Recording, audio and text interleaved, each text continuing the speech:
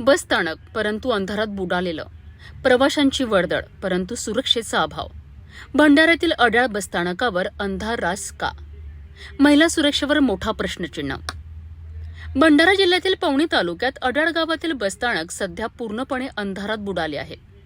ग्रामपंचायत प्रशासनाच्या निष्काळजीपणामुळे प्रवाशांच्या सुरक्षेचा प्रश्न गंभीर बनला आहे.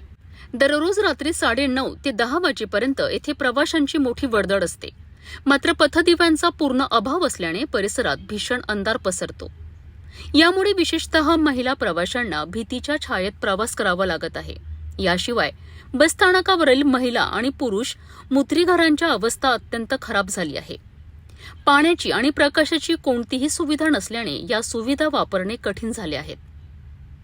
अस्वच्छता आणि दुर्गंधीमुळे प्रवाशांच्या आरोग्यावरही धोका निर्माण झाला आहे.